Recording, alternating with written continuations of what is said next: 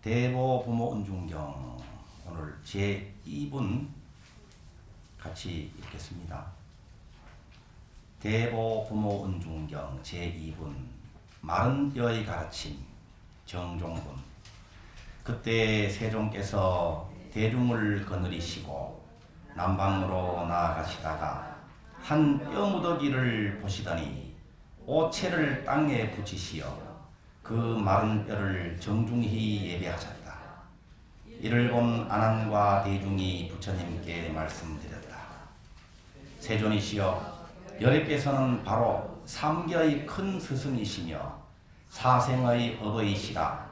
여러 사람들이 귀하고 공경하옵거늘 어찌하여 이름 모를 뼈 무더기에 친히 절하시옵니까? 부처님께서 안한에게 이르셨다. 내가 비록 나의 상족 제자이며 출가한 지도 오래되었지만 아는 것은 넓지 못하구나. 이 한 무더기의 마른 뼈가 어쩌면 내 전생의 조상이거나 여러 대에 걸친 부모일 것이므로 내가 지금 예배한 것이니라. 여기까지입니다.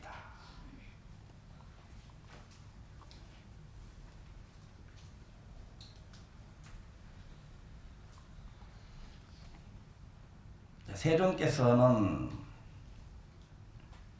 욕계, 색계, 무색계의 큰 스승이시며 태난스파 사생의 어버이시라. 여러 사람들이 귀하고 공경하옵거늘.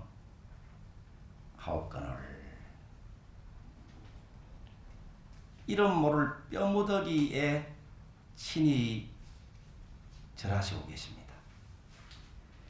이름 모를 뼈무더기가 부처님이 나타나셨을 때 절을 하는 것으로 묘사하지 않고 부처님께서 이름 모를 뼈무더기에 절을 하십니다. 예배, 인사입니다. 인사, 예배. 인사가 만사다라는 말이 있죠. 인사, 예배. 인사가 만사다. 예배가 만사다. 우리는 이렇게 한번 불러보겠습니다. 여러분은 누군가를 만났을 때 인사를 바로 하십니까? 후배를 만났을 때도 인사를 여러분이 하십니까? 여러분들이 지위가 높고 여러분들이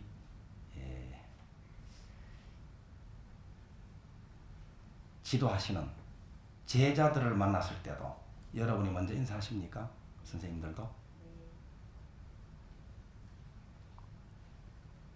어떤 분들은 제자를 만났을 때 지켜보죠. 심판을 합니다. 인사를 잘하는지, 인사를 하는지, 인사를 한다면 공손하게 제대로 하는지, 그래서 지적을 하고 인사를 잘할 수 있도록 지도를 해주시죠. 선생님들 그러십니까? 그런데 인사는 부처님이 마른 뼈무더기에 절을 하신다. 마른 뼈무더기가 부처님께 절하는 것으로 지금 묘사를 하고 있지 않죠. 부처님께서 마른 뼈무더기에 절을. 인사는 그래서 내가 하는 겁니다. 그죠? 내가 하는 거예요. 사람을 만났을 때 인사하는 것이 나의 일입니다. 심판하는 것은 누가 할 일입니까? 심판하는 것은 저 법원에 계신 분들이 하시면 됩니다. 내가 하는 것이다. 여러분들 법당에 들어오실 때도 인사하시죠. 문 열고 상단을 향해서 삼배하시고 또 나가실 때도 상단을 향해서 반배하시고 그렇게 출입하시죠. 집에 들어가실 때도 그렇게 하십니까?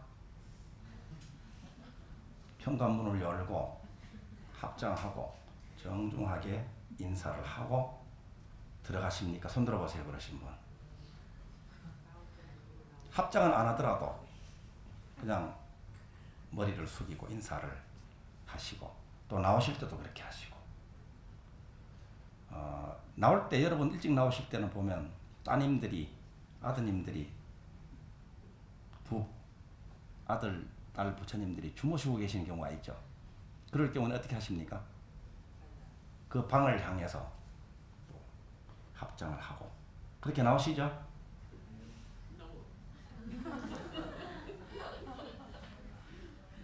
자, 불자들은 뭐니 해도 절을 잘 해야 됩니다. 절에 다니시는 분들 절을 잘 해야 됩니다. 절. 예배가 만사다. 인사가 만사다. 절을 잘 하게 되면 앞길이 열립니다. 부처님은 이름 모를 뼈무더기에 친히 절하시는 모습을 보여주고 계십니다. 이름 모를 뼈무더기가 절을 하게 됩니다. 이렇게 될 때. 이름 모를 뼈무더기에 예배하고 그 진리의 성품에 합장할 때 이름 모를 뼈무더기를 포함한 온 우주가 자기에게 예배를 하게 되겠죠. 부처님이 어떤 존재입니까? 부처님은 여기서 이야기하듯이 3계 사생의 어버이라서 3계 사생들이 다 귀하고 예배 공양 올리는 분이잖아요. 그런데 이 부처님이 이러한 내가 길을 가다가 너희들을 만나서 너희들이 나한테 절을 해라 이렇게 하시지 않고 친히 마른 뼈무더기를 향해서 이 마른 뼈무더기가 어쩌면 전생에는 나의 조상님이셨거나 부모님이셨다. 그래서 친히 절하시는 모습을 보여주고 계십니다. 이 대목에서 우리가 인사를 잘하고 있는지 진심으로 예배하고 있는지 인민볼레볼 수행 중에 첫 번째가 예배잖아요. 잘하고 있는지 한번 되돌아보는 시간이 됐으면 좋겠습니다.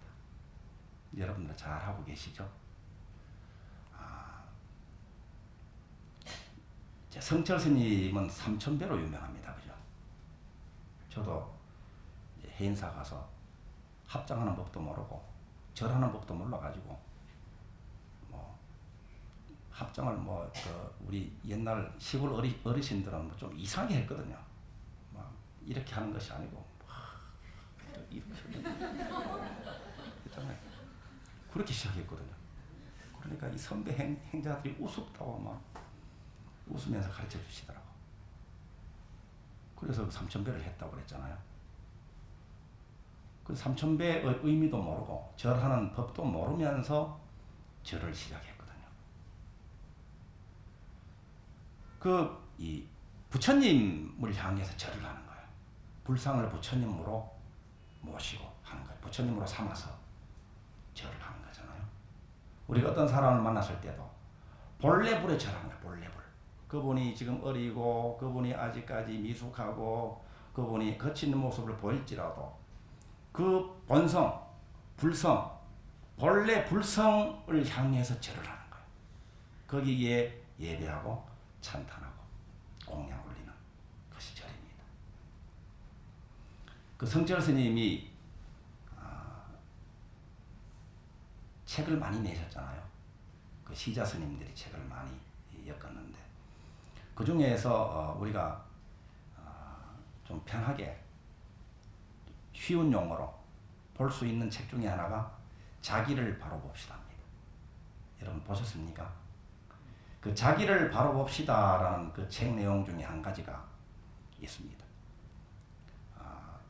옛날에 그 현풍 곽씨 집안에 한 사람이 이제 때가 돼서 장가를 들었습니다.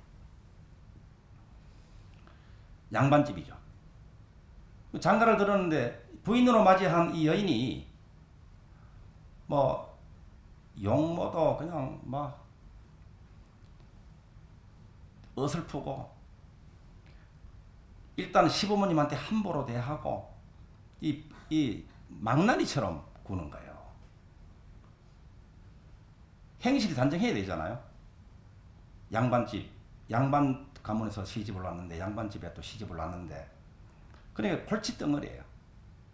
그래서 타이르고 가르치고 해도 말을 들어먹지를 않았다는 거예요. 이 남편은 얼마나 골치가 아프겠어요. 그래서 때려보기도 하고 달래보기도 하고 했겠죠. 그런데 진정으로 돌려보내는 것은 또 힘든 일입니다. 그때 당시에 양반 댁에서는 그런 일이 일어나서는 안 된다. 그래가지고 골치를 썩히고 있는 차에 이분이 맹자를 펴놓고 읽다가 한 구절을 발견한다 그러죠. 맹자 여러분 아시죠? 맹자의 유명한 가르침이 뭡니까? 그 사상이 뭡니까? 성선설이죠, 그죠? 성선설.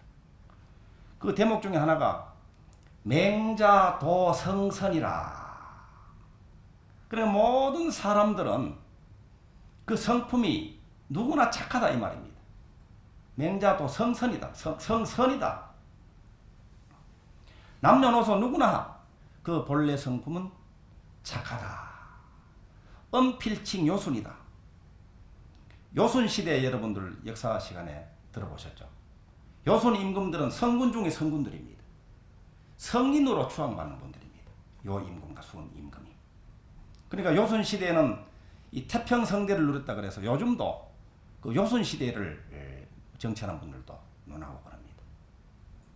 성인 중의 성인이다. 그러니까 모든 사람들은 그 성품이 착하고 착해서 요순 임금과 똑같다는 이야기입니다. 그 대목을 보고 마음에 확 와닿았다는 거예요. 이 남편이.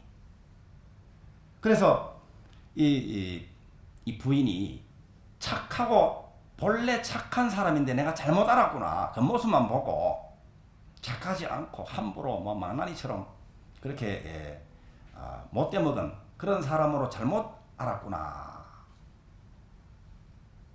이렇게 알고는 이제 어떻게 하는가 하면 옛날 양반집에서는 아침마다 사당에 올라가가지고 조상님들한테 절을 하잖아요. 그것도 이제 도포 입고 갓 쓰고 합니다. 여러분 보신 분 있습니까? 양반집에서는 옛날에 그랬다는 거예요. 연세 드신 분들은 다 보셨다고 그러셔야 돼. 그래야 양반집이 되지. 그래서 이 남편이 그 다음날 아침에 이제 도포 입고 갓 쓰고 사당에 가서 조상님들한테 절을 하고는 그 부인한테 가서 넙죽 절을 했다는 거예요. 근데 이 부인이 보기에는 깜짝 놀라죠. 이 양반이 미쳤구나 싶겠죠. 어제까지만 해도 막 욕하고 때리고 이렇게 했던 자기 남편이 자기한테 절을 넙죽 하니까 미쳤다고 볼 수밖에 없죠. 그래서 막 쫓아내잖아요. 그때 남편이 이제 이야기합니다. 제가 잘못 알았습니다. 당신도 요 임금, 순 임금과 같이 본래 착하고 착한 성품을 지니고 있었는데 내가 겉모습만 보고 함부로 대하고 욕하고 때려서 내가 참여합니다 하고 절을 했다는 거. 그래도 이제 뭐 잘못된 줄 알죠. 그래도 매일 아침에 정장을 하는 거죠. 도포 입고 갓 쓰고 아주 막 갖춘 복장을 가지고 조상님께 절을 하고 부인한테 가서 절을 하고 이렇게 했다는 거예요. 그 나중에는 뭐 도망도 다니고 했겠죠. 자, 그런데 이때 우리들이 삼천배 하는 분들이나 또 우리 의명거사님은 108배씩을 6,000일이나 회양하셨잖아요. 6,000일 동안 108배씩을 했다는 거예요. 정말 대단하시죠. 근데 우리가 절할 때는 내가 이렇게 하면 저 성질머리 고쳐가지고 내가 이제 이야기하는 대로 다 따르겠지 하는 기대를 가지고 하는 경우가 많아요. 그죠? 그런데 이 남편은 어떻게 했을까요? 정말 요 임금과 순 임금과 같이 착한 사람인데 내가 잘못 봤구나. 정말 착한 사람이라고 보고 물론 바라는 마음 없이 진심으로 했겠죠. 그렇게 해서 한 달 가고 두 달 가고 세 달이 가고 이렇게 하니까 부인이 제발 절 좀 그만하십시오. 제가 잘못했습니다. 이렇게 하더라는 거예요. 그런데 이 남편은 어떻게 요 임금 순 임금과 같이 착한 당신한테 절을 그만둘 수 있겠습니까? 하고 절을 계속 했다는 거예요.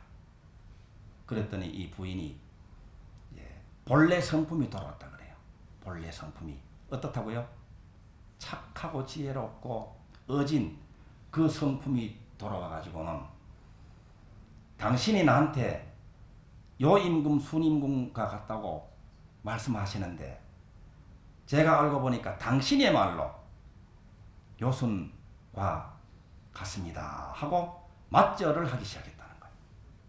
그래서 이제 이 곽씨 집안의 이 내외가 서로 존경하고 예배하고 그렇게 잘 살았다는 그 실화길래 그 성철 스님이 인용을 했어요.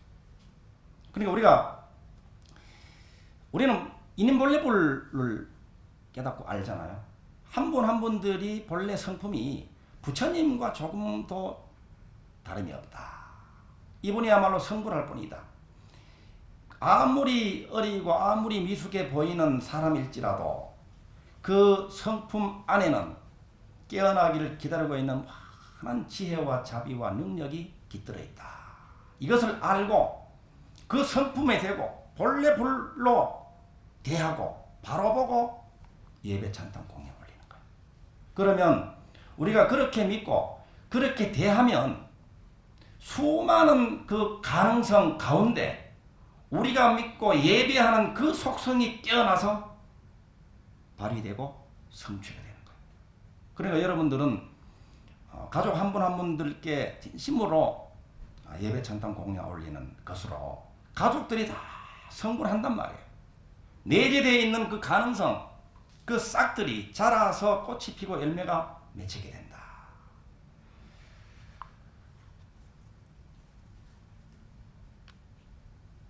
부처님께서 이름 모를 뼈무더기에 친히 절하시는 모습 참 아름답죠? 하심하고 하심하고 겸손하고 겸손하고 어떻게 이름 모를 뼈무더기에 친히 절을 하시는 모습을 보이시는가? 수행이 깊어질수록 지혜와 자비와 복덕이 무르익을수록 이렇게 되는구나 하는 것을 부처님께서 친히 보여주시죠.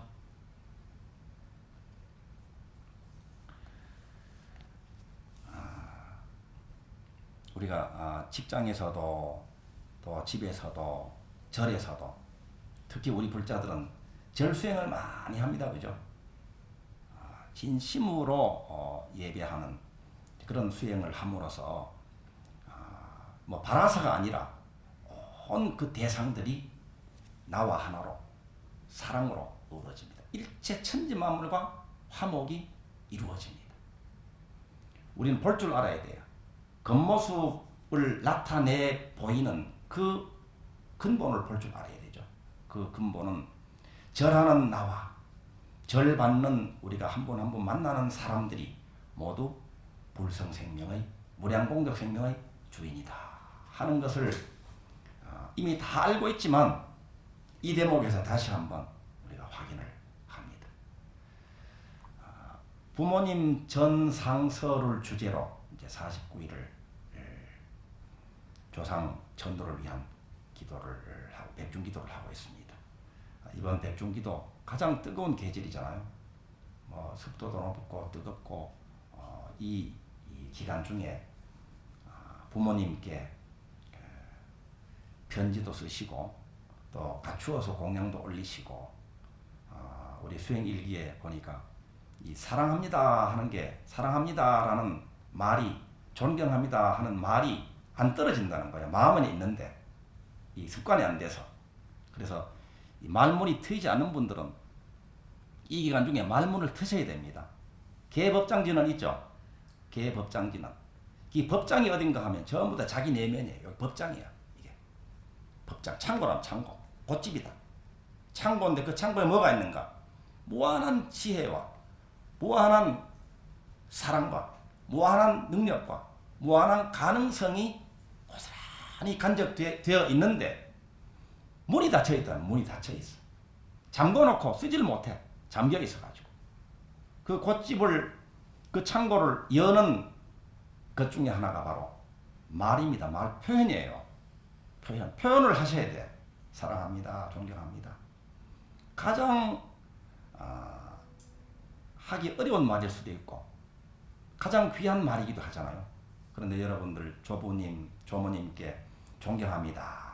그 손자가, 손녀가 혹은 아들과 며느리가 그 소리 한번 공양 올리시면 속에 있는 것을 여러분들이 직접 표현해서 공양 올리시면 아마 평생에 맺혀 있는 것들이 그날 풀어질 수도 있습니다. 그 말 한마디로. 그 말이 이게 참 어려워요. 말이. 우리 은사 스님이 이제 계시고 은사 스님의 은사 스님이 계시잖아요. 또 그분의 또 은사 스님이 계시잖아요. 그분이 누군가 하면 이제 그 대자 륜자 쓰시는 분이에요. 대륜 큰 스님이시거든요. 초대 종정하신 분인데 이런 분들이 이 법문을 하신 것을 들어보면 참 감동이고 재미있어요. 그리고 지금 이 전성관에 있는 법륜사가 있잖아요. 법륜사에 그때 금강산 유점사 포교원으로 포교원을 열고 거기서 수행도 하고 전법도 하시고 종단일도 하고 하시는데 그때 당시에는 이 거지들이 많이 온다는 거예요. 거지들이 밥 얻어먹으러. 그러면 워낙 많으니까 이 거저 뭐 밥 주는 것보다도 마당이라도 쓸고 법당에 들어가서 또 부처님께 삼배도 올리고 그렇게 하면 이제 밥을 줬다는 거예요. 그런데 워낙 이제 이 숫자들이 많으니까 이게 참 안 되죠. 그래서 이 큰 스님이 한 가지를 더 관문을 하나 더 정했는데 그게 뭔가 하면 나무아미타불 관세음보살 이렇게 하면 이제 밥을 주는 것으로 정했다는 거예요. 그래도 이제 이 나무아미타불 관세음보살 한마디만 하면 이게 밥 10번 얻어먹으면 극락가잖아요. 그죠? 10년 왕생원이 있잖아요. 그래 이 말이 나무아미타불 한번 듣고 한번 말하는 것이 이게 큰 공덕이 되는 거예요. 여러분 오늘 많이 하셨죠? 근데 이제 이 청소도 하고 법당에 가가지고 절하는 것까지는 잘하는데 나무아미타불 관세음보살을 이게 하는 게 제일 어렵다는 거예요. 이 거지들이. 그래가지고는 청소 실컷 하고 법당에 가서 절까지 했는데 나무아미타불 관세음보살 못 해가지고 밥도 못 얻어먹고 가는 사람이 속출을 한다는 거예요. 이 말이 그렇게 어렵다는 거예요. 여러분들이 서로 연인관계에서도 사랑한다는 말이 그렇게 어렵다면서요?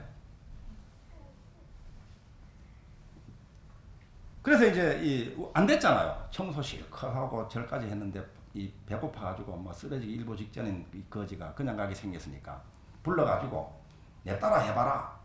나무아미타불 따라해. 입이 안 떨어져. 관세음보살 입이 안 떨어져. 그래서 이제 자꾸 이야기하고 자꾸 훈련시키려고 나무아미타불 관세음보살 하라. 그러면 밥 준다. 저 뭐 얼마나 냄새가 좋으냐. 그러니까 그 사람이 한다는 소리가 나무아미타불 관세음보살을 어떻게 하노? 이렇게 해서 이제 밥을 얻어먹고 갔다는 거예요. 근데 그 친구는 이제 그 다음부터는 절로 돼. 나무아미타불 관세음보살을 어떻게 하노로 여기 말문이 열린 거예요. 말문 열리는 게 이게 바로 이 법장의 문을 여는 일이란 말이에요. 말 표현을 잘 하세요. 여러분 집안 어르신들 중에도 엄해야 된다 그래가지고 이제 아버지는 엄하시고 또 자모 어머님은 이제 좀 부드럽고 자비로우셔야 된다 그래가지고 이 아버님들이 칭찬을 안 하시는 집이 있잖아요. 칭찬도 평생 한번 안 하시고 그래서 평생 칭찬 한마디 못 들어보고 돌아가시는 경우가 있다는 거예요. 근데 이런 분들도 말문을 트야 돼. 칭찬도 한번 하시고 또 사랑합니다, 존경한다 하는 것도 말문도 이제 트이는 게 중요한 거예요. 여러분들 인간관계에서 표현을 하세요. 그리고 이번에는 특히 편지로 부모님 전상서라는 주제를 가지고 49일 기도를 하니까 편지로도 큰 공약입니다. 부모님 전상서. 이것이 어떻게 보면 갑오로 남을 수도 있습니다. 또 돌아가실 때도 여러분들이 올리신 부모님 전상서의 그 안에 표현되어 있는 사랑과 존경이라는 사랑 에너지를 머금고 아마 가실 수도 있어요. 그래서 그런 표도를 크게 한번 하시길 바랍니다. 오늘 함께 하신 여러분 감사합니다.